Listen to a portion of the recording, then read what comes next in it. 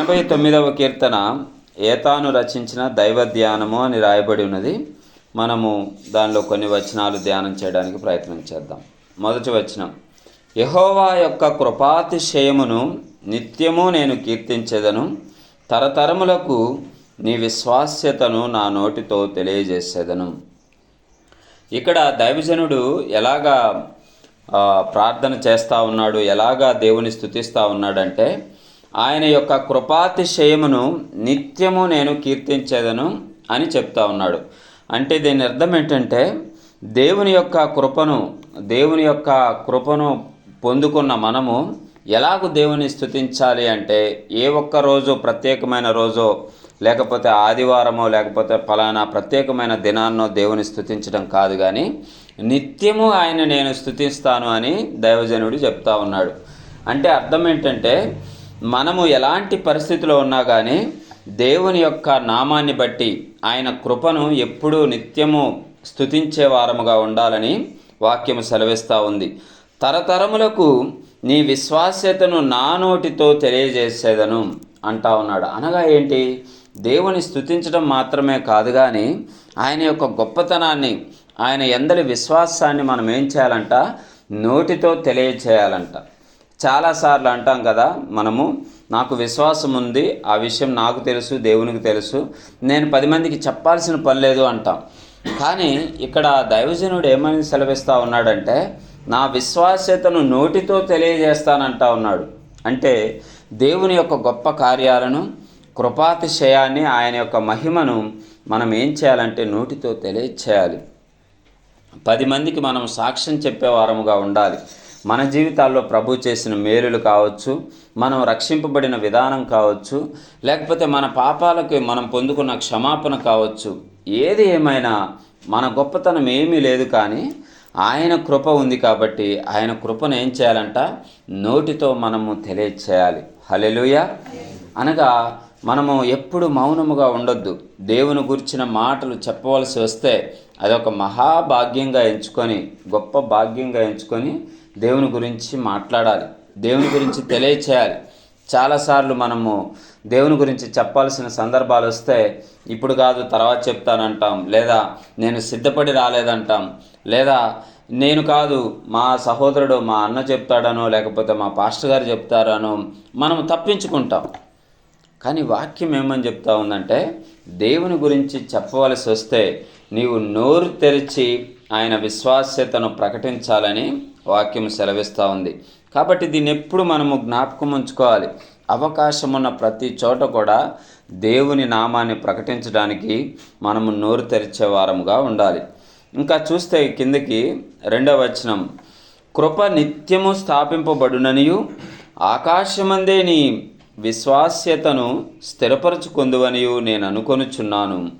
నేను ఏర్పరచుకొనిన వానితో నిబంధన చేసి ఉన్నాను, నిత్యము నీ సంతానమును స్థిరపరచెదను. అయితే మనం ఏమనుకుంటామంటే, కృప నిత్యము స్థాపింపబడునని ఆకాశమందే నీ విశ్వాస్యత స్థిరపరచుకొందువని మనం అనుకుంటాం. అంటే దేవుని యొక్క కృపను గురించి ఆలోచించినప్పుడు కానీ, ఆయన కార్యాలు ఆలోచించినప్పుడు కానీ మనకేమనిపిస్తుందంటే, ఆయన గొప్ప దేవుడు, ఆయన మహాకార్యాలు చేసేవాడు. ఒక దగ్గర రాసి ఉంటుంది కీర్తన గ్రంథంలో, ఏమని ఉంటుందంటే, ఆకాశ విశాలము ఆయన మహిమను కనపరుస్తూ ఉంటుందంట. నిజమే కదండి. ఇంతవరకు ఖగోళ శాస్త్రవేత్తలు కూడా ఆకాశంలో ఎన్ని చుక్కలు, ఎన్ని నక్షత్రాలు ఉన్నాయో లెక్క పెట్టలేదంట. కొన్ని వేల కోట్ల నక్షత్రాలు ఉన్నాయి. ఒక్కొక్క పాల పుంతలో, గెలాక్సీలో కొన్ని వేల నక్షత్రాలు ఉన్నాయి. అలాంటి గెలాక్సీలు ఎన్ని ఉన్నాయో కూడా ఇంతవరకు కరెక్ట్ నెంబర్ ఎవరు చెప్పలేకపోయారు. అంటే ఇదంతా సృష్టించింది ఎవరు? మన ప్రభు అయిన దేవుడు.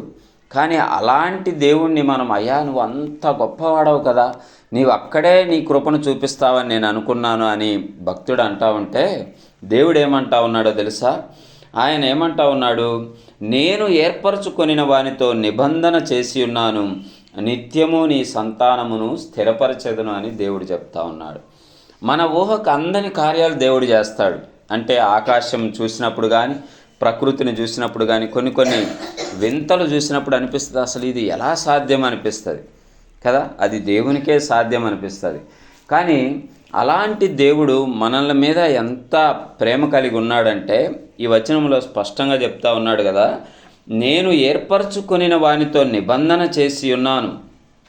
అంటే ఒక అగ్రిమెంట్ చేసుకున్నాడంట దేవుడు మనతోటి. ఏమని చేసుకున్నాడు? నేను తరతరముల వరకు నిత్యము నీ సంతానాన్ని స్థిరపరచెదను అని దేవుడు ఒక నిబంధన చేసుకున్నాడు. కాబట్టి ప్రియమైన వాళ్ళారా, దేవుడు ఏమంటా ఉన్నాడంటే మన సంతానాన్ని నిత్యము స్థిరపరిచేవాడు.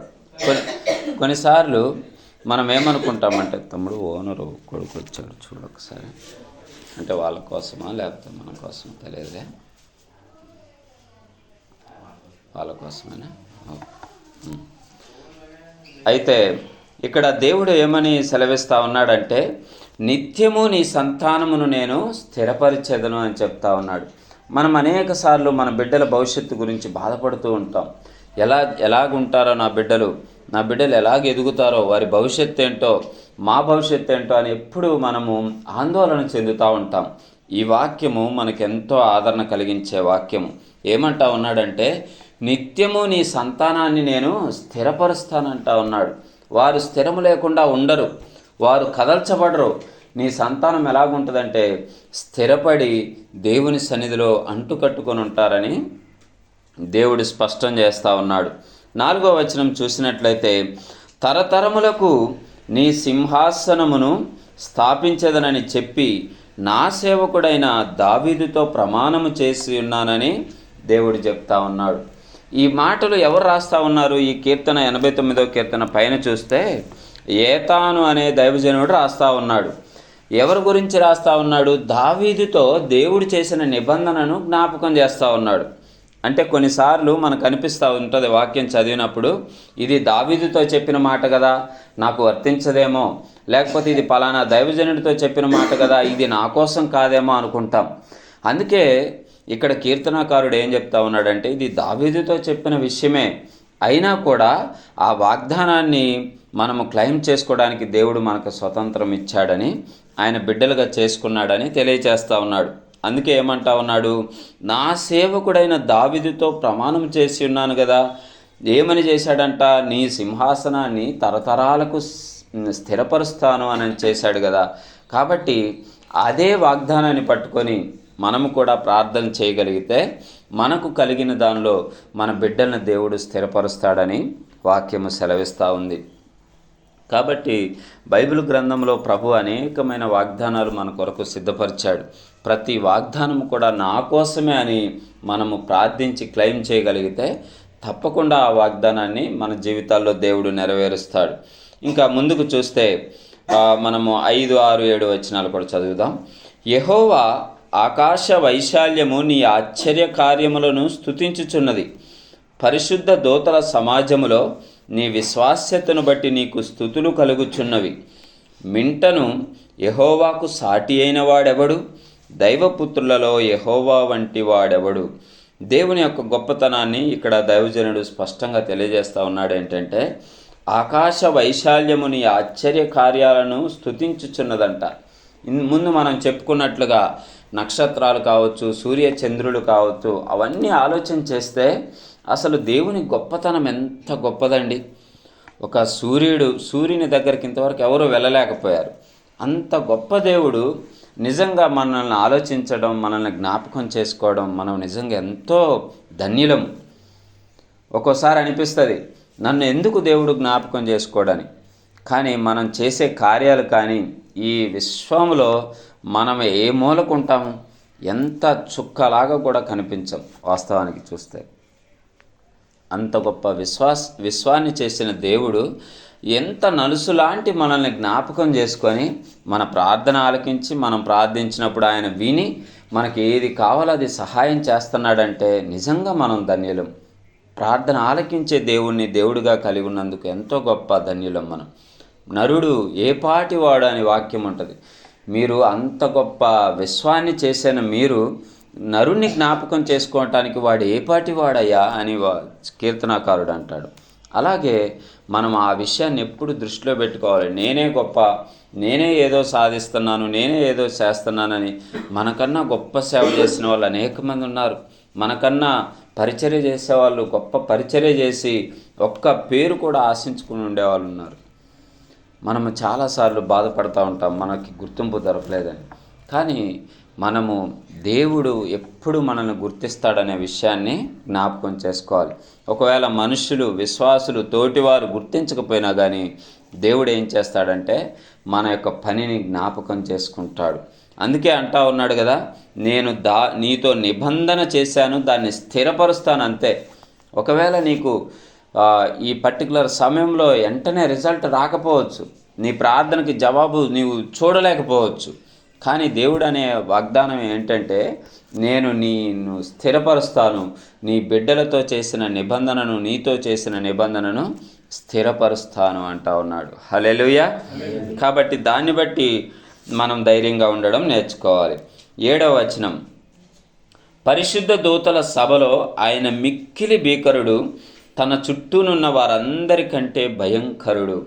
చాలాసార్లు దేవుణ్ణి మనము సాత్వికుడుగానే చూస్తూ ఉంటాం, కానీ ఆయన యొక్క మరో కోణాన్ని కూడా మనం తెలుసుకోవాలి. ఏంటంటే ఆయన మిక్కిలి భీకరమైన వాడంట.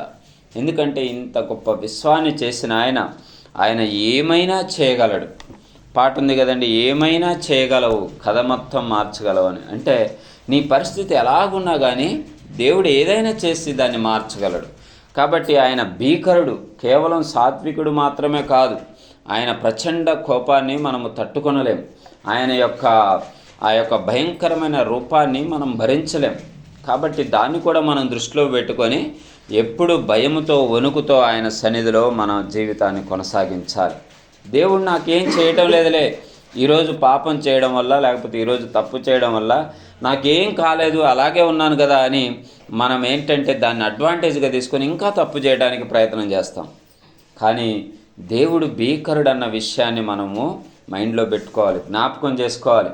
అమ్మా, నా దేవుడు కూడా కోపం వస్తుంది, ఆయన ఉగ్రత మహాప్రళయం లాంటిది అనే విషయాన్ని జ్ఞాపకం పెట్టుకుంటే మనము తప్పు చేయకుండా ఉంటాం. కాబట్టి ఇలాంటి వాక్యాలు కూడా మనం ఎప్పుడు ఆశీర్వాదాల వాక్యాలే గుర్తుపెట్టుకుంటాం. దేవుడు నేను నిన్ను స్వస్థపరచు యెహోవా నేనే అని, లేకపోతే నశించిపోయిన దాన్ని వెదకి రక్షించడానికి వచ్చాడని ఈ మాటలే గుర్తుపెట్టుకుంటాం. కానీ మన దేవుని గురించిన ఈ మాట మనము స్పష్టంగా గుర్తుపెట్టుకోవాలి. ఏంటంటే పరిశుద్ధ దూతల సభలో ఆయన మిక్కిలి భీకరుడు. అంటే దేవుడు భయంకరమైన వాడు కూడా. కాబట్టి ఆ భయాన్ని కలిగి మనము జీవించాలి, విశ్వాస్యతను కొనసాగించాలి, దేవుని స్తుతించాలి. ఏమంటా ఉన్నాడు, నోటితో నేను నా విశ్వాస్యతను తెలియజేస్తానని దైవజనుడు చెప్తా ఉన్నాడు. కాబట్టి ప్రియమైన వారలారా, మనము దేవుని గురించి కొనియాడటము, స్తుతించడము, ఆయన గురించిన వార్త అనేకులకు నోటితో తెలియచేయడము నిత్యము మన పనిగా పెట్టుకోవాలి. అలాగున్నప్పుడు దేవుడు మనల్ని ఎప్పుడు దృష్టించి ముందుకు నడిపిస్తాడు. చివరిగా మరో వచనం చదువుకొని మనం ఆరాధన చేద్దాం. 8వ వచనం, యెహోవా సైన్యములకు అధిపతి వగు దేవా, యెహోవా నీ వంటి బలాఢ్యుడెవడు? నీ విశ్వాస్యత చేత నీవు ఆవరింపబడి ఉన్నావు. సముద్రపు పొంగు అణచువాడవు నీవే, దాని తరంగములు లేచినప్పుడు నీవు వాటిని అణిచివేయదవు. ఇక్కడ దేవుని యొక్క గొప్పతనము మనకి ఇంకా స్పష్టంగా చూస్తే, వాస్తవానికి ప్రకృతిని చూస్తే చాలండి, దేవుని గొప్పతనం మనకి బాగా తెలిసిపోద్ది. మనము ఒక చిన్న వాటర్, ఒక కాలువకి అడ్డుకట్ట వేయాలంటేనే ఎంతో ప్రయత్నం చేసి ఆ లీక్ కాకుండా చూడడానికి ప్రయత్నం చేస్తాం. సిమెంట్ వేస్తాము, కట్ట వేస్తాము, ఏది వేసినా కానీ మళ్ళీ అది లీక్ అవుతూనే ఉంటుంది, ఏదో ఒక చిన్న దార ఆపడానికి.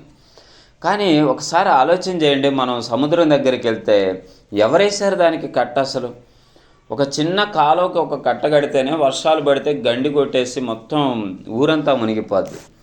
అట్లాంటిది సముద్రానికి ఇసుకతో కట్ట వేసిన వాడు ఎంత గొప్ప దేవుడు అండి. అది ఒక కాంక్రీట్ కాదు, ఏం కాదు, ఇసుక. అది ఎవరో వేసారో కూడా తెలియదు, ఎక్కడ కట్ట కట్టిందో కూడా తెలియదు. కానీ సముద్రము దానికి నియమించిన స్థలం దాటి బయటికి రాకుండా అలలను అణిచివేసే దేవుడు మన దేవుడు. హల్లెలూయా. ఎప్పుడన్నా ఆలోచన చేయండి, సముద్రం దగ్గరికి వెళ్ళినప్పుడు అయ్యా నువ్వెంత గొప్పవాడవని అర్థమవుతుంది. మనం ఒక చిన్న ప్రవాహాన్ని ఆపలేం, అంత గొప్ప సముద్రాన్ని దేవుడు ఏ ఆనకట్ట లేకుండా చిన్న ఇసుకతో ఆపగలిగాడు. అంటే దేవుడు అంత గొప్పవాడండి.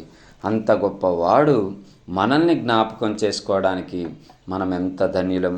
మనం ప్రార్థన చేసినప్పుడు వింటున్నాడు, మనం కన్నీరు కార్చినప్పుడు చూస్తున్నాడు, వెంటనే సంతోషం సమాధానంతో కూడిన జవాబు మనకు అనుగ్రహిస్తూ ఉన్నాడు.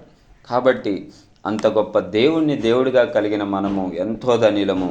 మరి ఆయనలో కొనసాగుతూ ఆయన యొక్క సువార్తను ప్రకటిస్తూ, ఇక్కడ దైవజనుడు చెప్పినట్టుగా నోటితో ఆయన సువార్తను ప్రకటిద్దాం. ఇంకా ఆయన భీకరుడు అన్న విషయాన్ని ఎప్పుడు మనసులో జ్ఞాపకం ఉంచుకుందాం. ఆయన ఎప్పుడు సాత్వికుడు, దీన మనసు గలవాడనే వింటాం, కానీ ఆయన భీకరుడు అనే విషయాన్ని కూడా మనం జ్ఞాపకం పెట్టుకుంటే మనం భయం కలిగి ఆత్మీయ జీవితంలో చక్కగా నడుచుకుంటాం. అంతే కదండి. కుమారుడు ఎప్పుడు చక్కగా నడుస్తాడు? నాన్న ప్రేమించటమే కాదు, నాన్న 4 దెబ్బలేస్తాడని కూడా తెలిసినప్పుడు భయపడి నడుచుకుంటాడు. అరే నాన్న కొడతాడేమో అన్న భయం.